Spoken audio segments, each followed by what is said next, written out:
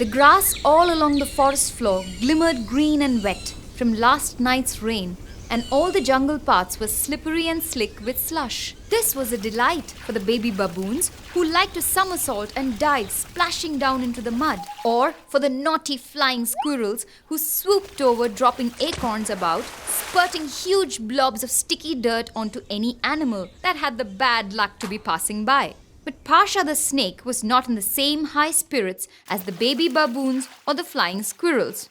I've had it, exclaimed Pasha as he tried to flick away the brown grit that covered his tail. I've had it with all this mud and dirt and grit and grime. And most of all, I have had enough of having to slither through it. With a forceful swish, he writhed his body, trying to fling the dirt. But Pasha burst out in irritation, startling Minku Monkey, who happened to be swinging by. Oi, Pasha!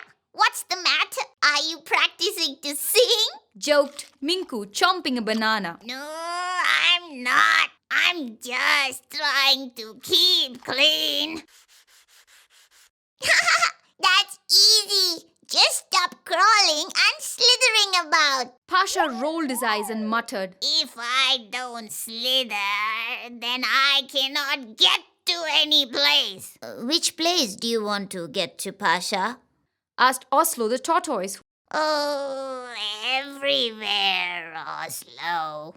But I am just tired of getting dirty all over each time, especially after it has rained.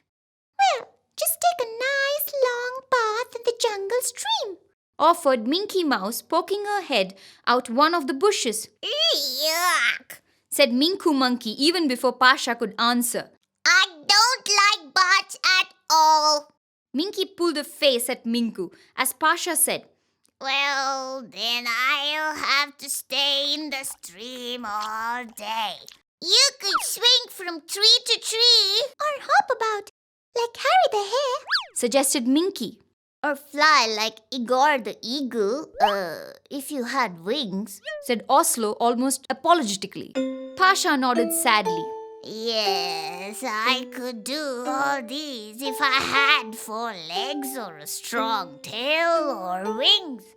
But I don't. Anyways, thanks, friends. I should be going now. And with that, Pasha sadly turned away, ducking into the grass, as Minky, Minku and Oslo waved and went their ways. It was the same afternoon that Pasha headed towards a fruit orchard near the jungle stream. He was quite hungry, and he loved lunching on the sweet, overripe berries that lay strewn all about the banks of the stream during the season. Soon, after a belly-filling berry feast, Pasha lay contented, basking, gazing at the vast blue sky above. Of all the things his friends had suggested, who were forced to stay on the ground, there would be no more need to crawl or slither. He would simply glide on his wings, happily free of all worries. Well, I have never seen a snake smiling quite so wide like that for a while, said a voice, cutting into Pasha's happy musings. Pasha stirred to see 2 tall, handsome storks with lanky legs and stretchy beaks. I was just thinking about flying. And flying is all we do. Hi, I'm Sam and this is my brother Saru, said one of the storks with a friendly salute. I am Pasha, and I wish I could fly. Saru smiled. Well, flying sure is awesome. There's nothing like the view from up there. The beautiful forest like great patches of moss, the mountains like giant brown toadstools. Oh, true of course. My favorite sight is the rainbow, said Sam. Pasha felt wistful. It must be beautiful. I wish I could get up there somehow. Sam felt sorry for the sad snake, but there seemed little he or his brother could do about it. Oh, well, it was nice meeting you, Pasha, Saru and I have to be taking some jackfruit to our cousins, so we will be off. Jackfruit? How would you carry a heavy jackfruit? Oh, that's easy. We share the load. Yeah, we tie to a stick and then lift the stick together and fly.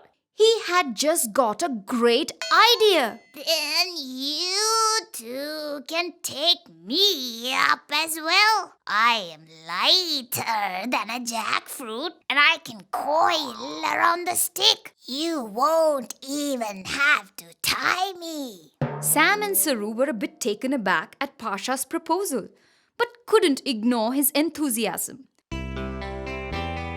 Though a bit doubtful, they agreed, and soon the three were ready for Pasha's first flight.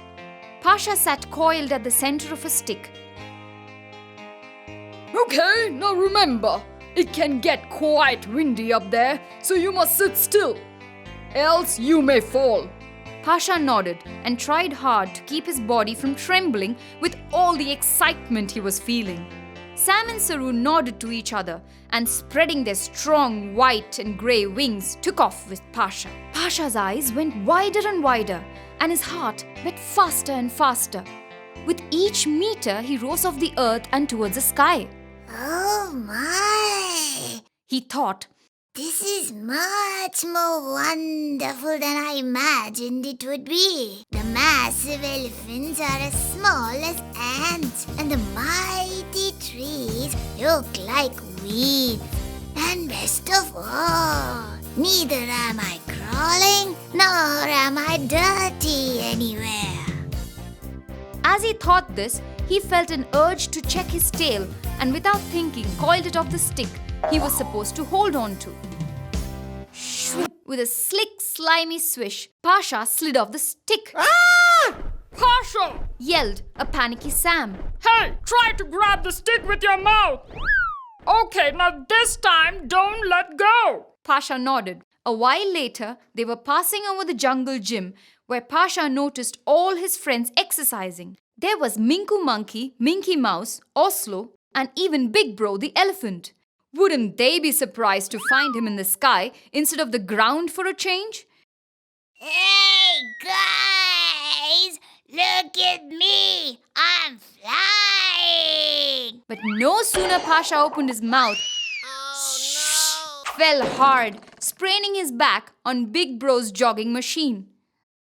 Ow. Mumbled Pasha painfully.